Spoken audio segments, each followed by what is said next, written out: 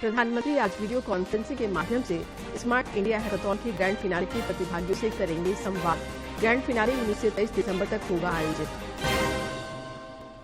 झारखंड विधानसभा के शीतकालीन सत्र का आज तीसरा दिन। रोजगार और कानून व्यवस्था समेत कई मुद्दों को लेकर सदन में शोर शराबा, प्रश्नकाल बाधित। सूचना और प्रसारण राज्य मंत्री एल मुरुगन आज से झारखंड के 2 दिवसीय दौरे पर। राजभवन में राज्यपाल से करेंगे मुलाकात। स्थानीय कार्यक्रमों में भी होंगे शामिल। और उत्तर पश्चिमी हवाओं की वजह से राज्य में बढ़ी कनकनी। 21 से 23 दिसंबर तक सवेरे कोहरा और धूल छाए रहने की संभावना।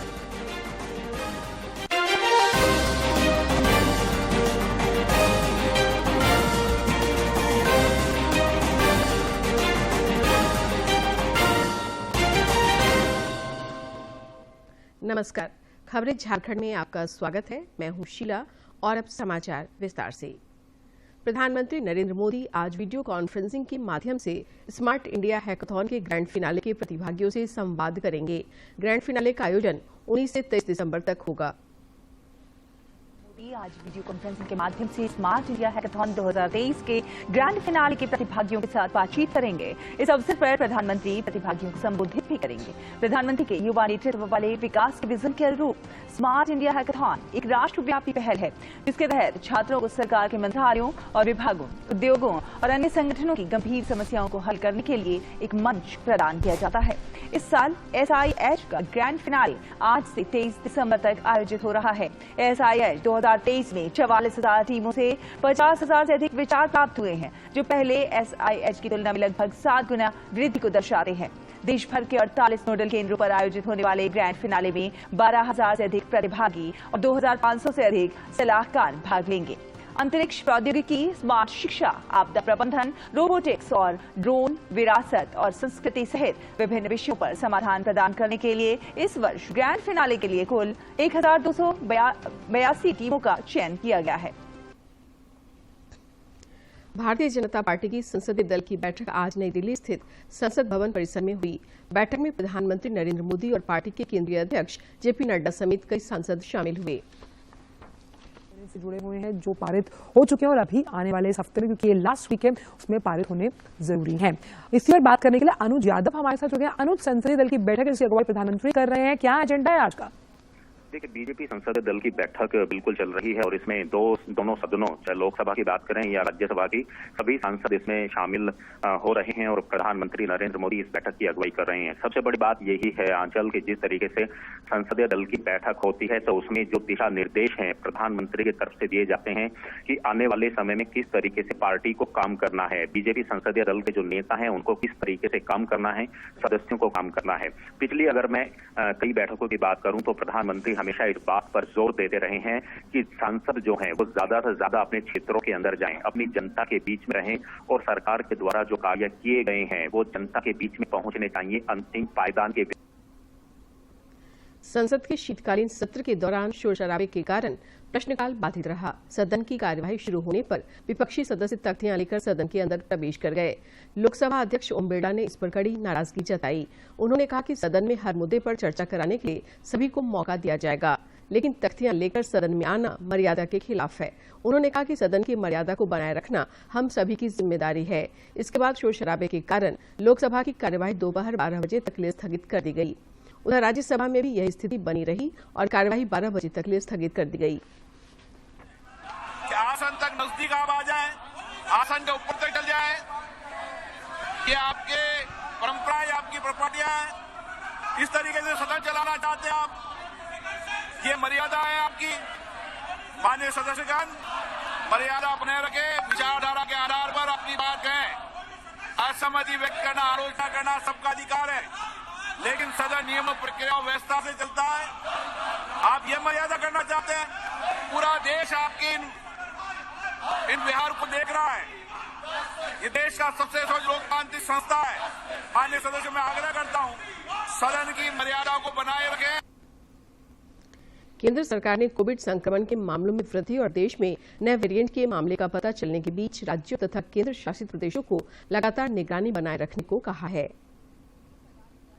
सचिव सुधांशु पंत ने सभी राज्यों को पत्र लिखकर राज्यों से कोविड पर निरंतर निगरानी बनाए रखने का आग्रह किया है।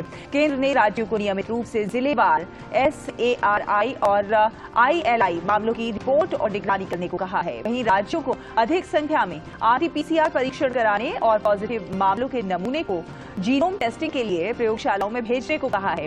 हालांकि एडवाइजरी में ये भी कहा गया है कि फिलहाल भारत में घबराने जैसी कोई बात नहीं है। वहीं केंद्रीय स्वास्थ्य मंत्री डॉक्टर मनसुख मांडविया बुधवार को राज्यों के स्वास्थ्य मंत्रियों के साथ कोविड की समीक्षा बैठक करेंगे। इसमें सभी विभागों की तैयारियों की समीक्षा होगी। विकसित भारत संकल्प यात्रा खेती किसानी को भी संबल प्रदान कर रहा है। इस सिलसिले में साहिबगंज जिले के उधवा प्रखंड क्षेत्र अंतर्गत आतापुर गांव में ड्रोन द्वारा खेतों में कीटनाशक nano IFFCO urea DAP fertiliser और सागरिका विटामिन का छिड़काव बिल्कुल निःशुल्क किया गया। साहिबगंज में विकसित भारत संकल्प यात्रा में विजन 2047 का असर साफ तौर पर देखा गया। इस दौरान मेरी कहानी मेरी जुबानी के तहत JSLPS सखी मंडल समूह से जुड़ी मीना मंडल ने अपनी आजीविका से जुड़ी कहानी को साझा किया।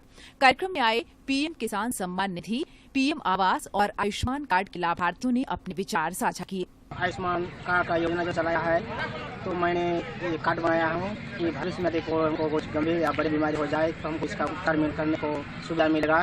इसके मैं सरकार को कोट धन्यवाद देता हूँ।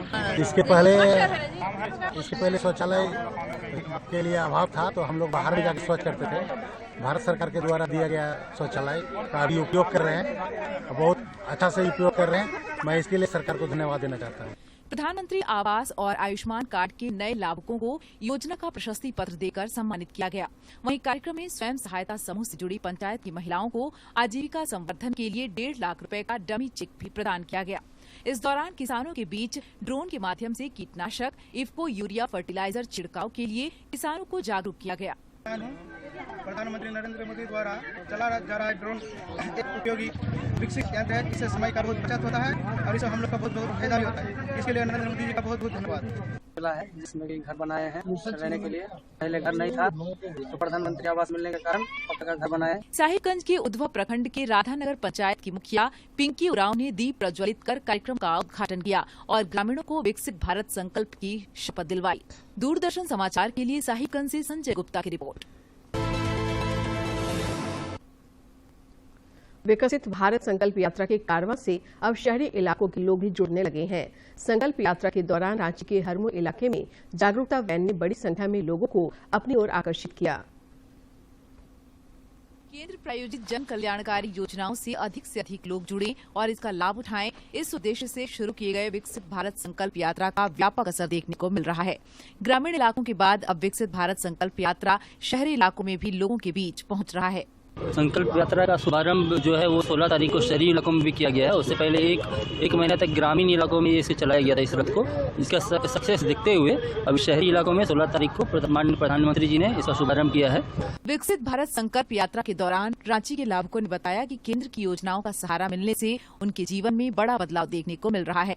रांची की गुंजा देवी और एलिशा तिर्की ने बताया कि देश की बड़ी आबादी केंद्र प्रायोजित योजनाओं का लाभ उठाकर अपने जीवन स्तर को ऊंचा उठा रही है। प्रधानमंत्री की योजना से आवास मिला है, स्वनिधि योजना से 10,000 का लोन भी मिला है, आयुष्मान कार्ड भी बना है, बहुत तरह का हमने सबसे मिला है हमको। जो अपना काम ढंग से नहीं कर पाती है वही लोग को मोदी सरकार क्या बोलते हैं ऊपर चढ़ाने के लिए, कुछ रोजगार देने के लिए बहुत से महिलाओं को लाभ दिए हैं।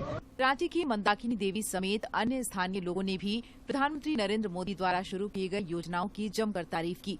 इन्होंने बताया कि प्रधानमंत्री मुद्रा योजना और स्वनिधि योजना ने उनके व्यापार को नई ऊंचाइयों तक पहुंचाने का काम किया है। हमें सबसे फर्स्ट मैं बेकरी का शुरू की स्टार्टिंग से, और मैं उस बेकरी को आगे बढ़ाने के लिए मेरे पास पूंजी नहीं थी, जिसे मुझे पहले मुद्रा लोन दिया गया। मोदी जी का क्या कहना, इस देश हित के लिए जो कर रहे हैं किए हैं, ये तो मेरे आश्चर्यजनक चीज है और ये उत्थान के लिए सब वर्ग को लेकर चलते हैं। विकसित भारत संकल्प यात्रा के दौरान LED वैन के माध्यम से भारत सरकार की योजनाओं की जानकारी दी जा रही है।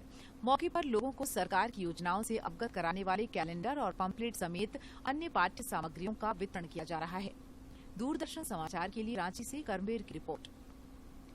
वरुण बेवरेज लिमिटेड रामगढ़ जिले के पतरातू में 456 करोड़ रुपए का निवेश कर सॉफ्ट ड्रिंक प्लांट लगाएगी। पेप्सिको की बॉटलिंग कंपनी के रूप में जानी जाने वाली ये कंपनी पतरातू में कार्बोनेटेड सॉफ्ट ड्रिंक का उत्पादन करेगी।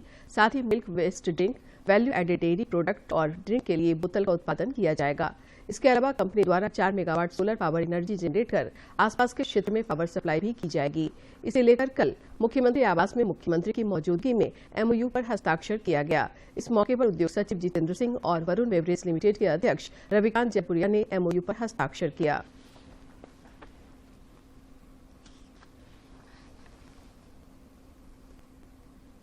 आतंकी संगठन ISIS ने दिल्ली समेत 4 राज्यों में धमाके की साजिश रची थी। इसकी भनक राष्ट्रीय जांच एजेंसी को लग गई। जांच एजेंसी ने झारखंड, दिल्ली, महाराष्ट्र और कर्नाटक में 19 ठिकानों पर छापेमारी कर 8 संदिग्धों को गिरफ्तार कर लिया। छापेमारी की कार्रवाई झारखंड के बोकारो और जमशेदपुर में की गई। दिल्ली के भारत मंडपम में आयोजित the global partnership in artificial intelligence में कोडरमा के झुमरी तिलैया निवासी अंकित मोदी ने प्रधानमंत्री नरेंद्र मोदी के समक्ष अपने नवीनतम तकनीक को प्रदर्शित किया। इसकी प्रधानमंत्री ने काफी तारीफ की। कार्यक्रम के दौरान प्रधानमंत्री द्वारा अंकित को प्रतिष्ठित AI गेम चेंजर अवार्ड से भी सम्मानित किया गया। अंकित ने बताया कि उनकी ये नवीनतम आर्टिफिशियल इंटेलिजेंस पर आधारित टेक्नोलॉजी संक्रामक और गैर संक्रामक बीमारियों की जांच में महत्वपूर्ण भूमिका निभाता है। Global partnership on artificial intelligence summit 2023 नई दिल्ली में भारत मंडपम में संपन्न हुआ। यहाँ 20 से भी ज्यादा देशों के बिजनेस लीडर्स, वैज्ञानिक, स्टार्टअप्स, एजुकेटर्स एकत्रित हुए थे AI आर्टिफिशियल इंटेलिजेंस के बारे में चर्चा करने के लिए, उसका समाज पर क्या असर हो सकता है उसके बारे में जानकारी लेने के लिए। 50 से भी ज्यादा स्टार्टअप्स ने इसमें हिस्सा लिया था। बेसिकली वो इवेंट यह दर्शाने के लिए था कि भारत किस तरह से AI में एक वैश्विक लीडर के रूप में उभर रहा है। 50 में से करीब 10 स्टार्टअप सेलेक्ट हुए थे जिन्होंने मोदी जी के सामने अपना प्रेजेंटेशन दिया और माननीय प्रधानमंत्री को हमने अपने टीवी उन्मूलन पे हमने क्या असर डाला है अपने काम से उस बारे में बताया, जिसपे उन्होंने बेहद दिलचस्पी ली और उनकी AI के बारे में जो उनकी नॉलेज और जो एंथुजियाज्म है उससे हम काफी प्रभावित हुए। आगामी लोकसभा चुनाव की तैयारियों और रणनीति बनाने के लिए विपक्षी गठबंधन इंडिया की बैठक आज दिल्ली में होगी। सीट बंटवारा, न्यूनतम साझा कार्यक्रम, हाल के विधानसभा चुनाव में झटके के बाद भाजपा से मुकाबला करने के लिए संयुक्त रणनीति गठबंधन के सामने मुख्य चुनौतियां हैं। में आने की कोशिश के तहत इंडी गठबंधन का मंच एक और बैठक के लिए सज चुका है। विपक्षी Indian national developmental inclusive alliance यानी इंडी गठबंधन का कारवां राष्ट्रीय राजधानी दिल्ली पहुंच चुका है। पश्चिम बंगाल की मुख्यमंत्री और तृणमूल कांग्रेस प्रमुख ममता बनर्जी, राष्ट्रीय जनता दल प्रमुख लालू यादव, बिहार के डिप्टी CM तेजस्वी यादव समेत कई नेता दिल्ली में हैं। लालू यादव समेत इंडी गठबंधन के तमाम नेता 2024 के चुनाव में बीजेपी को हराने के दावे कर रहे हैं। बीजेपी ये दावा कर रही है कि 2024 के चुनाव में बीजेपी लगातार तीसरी बार सरकार बनाएगी, तो वहीं विपक्ष अपनी जीत के दावे कर रहा है। दावे प्रतिदावे के बीच दिल्ली में विपक्षी गठबंधन की बैठक होनी है। नीतीश कुमार का तो समय चला गया। जब से उन्होंने विधानमंडल में दलित और महिलाओं के बारे में जिस प्रकार की ओछी टिप्पणी की, उसके बाद उनकी जो दावेदारी थी संयोजक पद के लिए, वह दावेदारी भी खत्म हो गई। प्रधानमंत्री पद का उम्मीदवार तो दूर की बात, जो संयोजक बनने से वो खुश थी मैं संयोजक बन जाऊंगा, वो दावेदारी खत्म हो गई। कुछ नहीं है, महागठबंधन एक आईवास है, इसके सिवा कुछ नहीं है। मोदी जी के लिए देश की जनता ने तय कर दिया है, नरेंद्र मोदी 2024 में प्रधानमंत्री होंगे। वहीं इंडी गठबंधन के कई दलों पर भ्रष्टाचार के आरोप लगातार लगते रहे हैं। पंजाब में गैंगस्टर्स का राज चल रहा है। किसान हो, मजदूर हो, नौजवान, सब मुलाजिम हो, सब धरने में बैठे हुए हैं। एक भी उनकी गारंटी पूरी नहीं हुई है। किसी महिला को 20 महीने में 20,000 मिला, 1,000 तक किसी को नहीं मिला। सब फेलियर हो गया। इसी करके मजदूरों को डरा धमका के नरेगा के मजदूरों को रैली पे ले जाया जाता है। तो 13 सीटें इनको कहां से आ जाएगी? ये देश को दिखाने के लिए है। अफसोस ये है कि पंजाब के पैसे लूटे जा रहे हैं। केजरीवाल और भगवंत मान दोनों इकट्ठे होकर लूटे। इंडी गठबंधन की पिछली 3 बैठकों के मुकाबले इस बार हालात अलग हैं। तीसरी बैठक से इस बैठक में लंबा गैप है और 5 राज्यों के चुनाव में भी इंडी गठबंधन के घटक दलों की तलखी खुलकर सामने आई। ऐसे में सबकी नजरें बैठक पर है। कांग्रेस अध्यक्ष मल्लिकार्जुन खड़गे ने ये बैठक पहले ही बुलाई थी, लेकिन नीतीश कुमार, हेमंत सोरेन, ममता बनर्जी और अखिलेश यादव के इनकार के बाद बैठक टालनी पड़ी थी। कभी तकरार, कभी दरार और अब इकरार के बीच ये देखने वाली बात होगी कि सीटों के बंटवारे सहित तमाम मुद्दों पर भानुमति का कुनबा क्या रुख अपनाता है। Bureau report. Institute of hotel management में नेहरू युवा केंद्र संगठन द्वारा आयोजित कश्मीरी युवा आदान प्रदान कार्यक्रम वतन को जाने कार्यक्रम हुआ। जम्मू एवं कश्मीर के अनंतनाग, कुपवाड़ा, बारामूला, बड़गांव, श्रीनगर और पुलवामा जिले के 122 युवाओं के स्वागत में कार्यक्रम का आयोजन किया गया।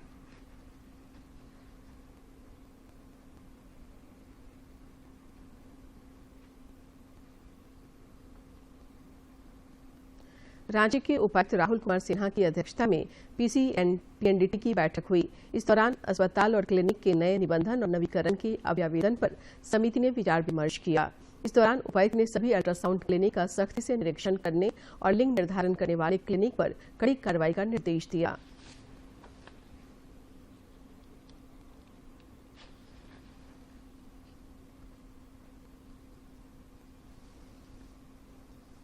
भारत की डायरेक्ट बेनिफिट योजना को दुनिया भर में नई पहचान मिली है। देखते हैं यह खास रिपोर्ट। भारत की डायरेक्ट बेनिफिट ट्रांसफर यानी सीधे खाते में पैसे ट्रांसफर करने की प्रणाली को दुनिया भर में व्यापक पहचान मिली है। इसके जरिए सरकार की तमाम योजनाओं का लाभ लोगों को सीधे मिल रहा है। डीबीटी विभिन्न सरकारी योजनाओं के लाभों को सीधे लाभार्थियों के खाते में हस्तांतरित करने के लिए डिजिटल पब्लिक इंफ्रास्ट्रक्चर का फायदा उठाता है। तमाम रिपोर्ट से संकेत मिलते हैं कि 53 मंत्रालयों की 310 सरकारी योजनाओं में लाभार्थियों तक पहुँचने के लिए डीबीटी का उपयोग किया गया है। रिपोर्ट्स के मुताबिक डीबीटी के कारण करीब 1.14% जीडीपी की बचत होने का अनुमान है। 2014 के बाद डीबीटी में योजनाएं जोड़ने के बाद सरकार करदाताओं के करीब 3 लाख करोड़ रुपए बचाने में सफल हुई है। गरीब परिवारों को सार्वजनिक वितरण प्रणाली के जरिए सब्सिडी वाले अनाज उपलब्ध कराने में भी डीबीटी का उपयोग किया गया है। हालांकि डीबीटी की शुरुआत 2013 में हुई थी, लेकिन 2017-18 के बाद जनधन, आधार और मोबाइल के साथ इसकी पूरी क्षमता महसूस की गई थी। डीबीटी के जरिए सरकार पेंशन, एलपीजी की सब्सिडी के साथ अन्य प्रकार की सरकारी योजनाओं में मिलने वाले फायदे को सीधे लाभार्थियों तक पहुँचा रही है। डीबीटी से पहले गरीबों को अपना हक पाने के लिए बिचौलियों के दरवाजे खटखटाने पड़ते थे, उन्हें अक्सर लौटा दिया जाता था या उन्हें लंबी कतारों में घंटों इंतजार करना पड़ता था। इससे उनकी गरिमा को ठेस लगती थी और उन्हें सम्मान नहीं मिलता था। यानी डीबीटी ने गरीबों की गरिमा को बनाए रखने में मदद की है। Bureau report, DD news. प्रधानमंत्री नरेंद्र मोदी ने लोगों से आकाशवाणी से मन की बात कार्यक्रम के लिए अपने विचार और सुझाव साझा करने के लिए आमंत्रित किए हैं। इस कार्यक्रम का प्रसारण 31 दिसंबर को किया जाएगा। श्रोता माईगॉव ओपन फोरम पर अपने विचार साझा कर सकते हैं। राजधानी रांची समेत राज्य के कई जिलों में उत्तर पश्चिमी हवाओं की वजह से कनकनी बढ़ गई है। मौसम विज्ञान केंद्र रांची के अनुसार अगले 24 घंटे के दौरान न्यूनतम तापमान में बड़े बदलाव की संभावना नहीं है, लेकिन उसके बाद 2 से 3 डिग्री सेल्सियस तक की गिरावट हो सकती है। मौसम केंद्र के अनुसार 21 से 23 दिसंबर तक सवेरे कोहरा और धुंध छाए रहने की संभावना है। और अब राज्य के विभिन्न जिलों की महत्वपूर्ण खबरों पर डालते हैं नजर फटाफट अंदाज में।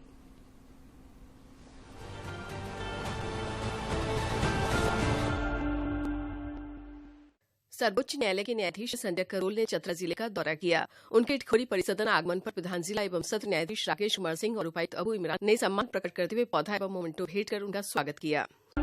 खूंटी जिले में आपकी योजना आपकी सरकार आपके द्वार कार्यक्रम का आयोजन विभिन्न पंचायतों में किया जा रहा है। जिले के उपायुक्त ने आमजनों से अपील की है कि अपनी पंचायत में लगे शिविर पर जाएं और सरकार की कल्याणकारी योजनाओं का लाभ प्राप्त करें। गढ़वा जिले में आपकी योजना आपकी सरकार आपके द्वार कार्यक्रम के तहत विभिन्न पंचायतों में कैंप का आयोजन किया जा रहा है। जिले के उपायुक्त ने अपने निकटतम पंचायत शिविर में आकर योजनाओं का लाभ उठाने की अपील की है। खूंटी जिले में आपकी योजना आपकी सरकार आपके द्वार कार्यक्रम के तहत आयोजित होने वाले पंचायत स्तरीय शिविर में स्कूली बच्चों को साइकिल वितरण योजना का लाभ मिला। करप प्रखंड की छात्रा ने स्कूल जाने में सहूलियत होने की बात कही और सरकार का आभार व्यक्त किया। चतरा जिले के विभिन्न पंचायतों में आपकी योजना आपकी सरकार आपके द्वार कार्यक्रम का आयोजन किया गया। इस दौरान जिले के उपायुक्त ने शिविर में लोगों के बीच परिसंपत्तियों का वितरण किया। इस मौके पर हजारों की संख्या में आम लोगों ने महत्वाकांक्षी योजनाओं का लाभ लेने हेतु आवेदन दिया। पूर्वी सिंहभूम जिले में सरकार आपके द्वार कार्यक्रम के तहत मुसाबनी प्रखंड के दक्षिण बादिया पंचायत में चंद्रमा दास समेत अन्य पात्र लाभुकों को सर्वजन पेंशन योजना के अंतर्गत लाभान्वित किया गया। इस कार्य के लिए उन्होंने राज्य सरकार के प्रति आभार जताया। पलामू जिले के उपायुक्त ने तरहसी के नवगढ़ पंचायत में आयोजित आपकी योजना आपकी सरकार आपके द्वार शिविर में भाग लिया तथा लगाए गए स्टॉल का जायजा लेते हुए छात्रों के बीच डीबीटी के माध्यम से साइकिल खरीदने हेतु चेक का वितरण किया। मौके पर उन्होंने शिविर में आए लोगों से सभी आवश्यक दस्तावेजों के साथ संबंधित स्टॉल पर संपर्क करने की अपील की। पश्चिमी सिंहभूम जिले में बाल संरक्षण समिति की बैठक में 118 बच्चों को स्पॉन्सरशिप कार्यक्रम तथा 10 बेसहारा बच्चों को परिवार आधारित पालन पोषण हेतु फोस्टर केयर योजना से जोड़ा गया। इस योजना के तहत बच्चों के सर्वांगीण विकास हेतु 4,000 रूपये प्रतिमाह दिए जाने का प्रावधान है। जिला विधिक सेवा प्राधिकार एवं जिला प्रशासन के सहयोग से जामताड़ा प्रखंड के सुपाईडीह पंचायत भवन में मेगा विधिक सशक्तिकरण एवं जागरूकता शिविर का आयोजन किया गया। इस दौरान केंद्र एवं राज्य सरकारों द्वारा संचालित विकास एवं कल्याणकारी योजनाओं की जानकारी ग्रामीणों को दी गई और उसका लाभ लेने के लिए प्रेरित किया गया। पलामू के उपायुक्त ने मतदाता सूची संक्षिप्त पुनरीक्षण कार्यक्रम को लेकर पांकी विधानसभा क्षेत्र के तरहसी प्रखंड के गोरहा, गोइंदी एवं टरिया मरही के मतदान केंद्र का निरीक्षण किया। इस दौरान उन्होंने मतदान केंद्रों पर विलोपन प्रविष्टियों की जांच हेतु संबंधित स्थल पर जाकर क्षेत्र सत्यापन का कार्य भी किया। रांची पुलिस ने बाइक चोर गिरोह के 5 सदस्यों को गिरफ्तार किया है। गिरफ्तार आरोपियों की निशानदेही पर चोरी के 5 वाहन जब्त किए गए हैं। पुलिस से मिली जानकारी के अनुसार इस गिरोह के 2 अपराधी आनंदपुरी में चोरी की बाइक बेचने का प्रयास कर रहे थे। इसी आधार पर पुलिस ने 2 अपराधियों को गिरफ्तार किया, जिनकी निशानदेही पर अन्य अपराधी भी पकड़े गए। हजारीबाग पुलिस ने एक ट्रक से 30 किलो गांजा बरामद किया है। इस मामले में ट्रक चालक को हिरासत में लिया गया है। पुलिस अधीक्षक को मिली गुप्त सूचना के आधार पर ये कार्रवाई की गई। रामगढ़ जिले में बढ़ती ठंड के मद्देनजर जिला प्रशासन द्वारा जिले के विभिन्न प्रखंडों और नगर परिषद क्षेत्रों के प्रमुख चौक चौराहों तथा अन्य भीड़ भाड़ वाले स्थलों पर अलाव की व्यवस्था की जा रही है। बड़ी संख्या में लोग अलाव का लाभ ले रहे हैं।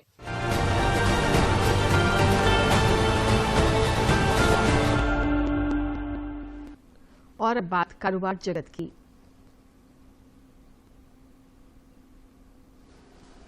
नेट डायरेक्ट टैक्स संग्रह चालू वित्त वर्ष में अब तक 20.66% बढ़कर 13.70 लाख करोड़ रुपए से अधिक हो गया है। आयकर विभाग ने बताया कि 17 दिसंबर 2023 तक 13 लाख करोड़ रुपए के नेट डायरेक्ट टैक्स संग्रह में कॉर्पोरेट कर की हिस्सेदारी 6.95 लाख करोड़ रुपए रही है। वहीं 6.73 लाख करोड़ रुपए व्यक्तिगत आयकर से मिले हैं। इसमें प्रतिभूति लेन देन कर भी शामिल है।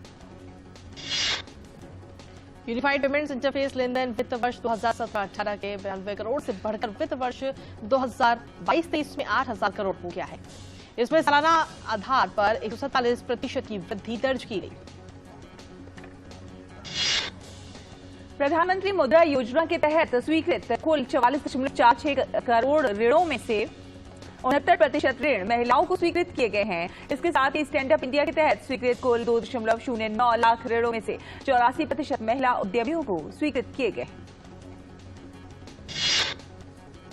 केंद्र ने चावल उद्योग संघों को तत्काल प्रभाव से चावल की खुदरा कीमत कम करने का निर्देश दिया है। इसके साथ ही खाद्य एवं सार्वजनिक वितरण विभाग ने कहा कि मुनाफाखोरी के किसी भी प्रयास से सख्ती से निपटा जाएगा।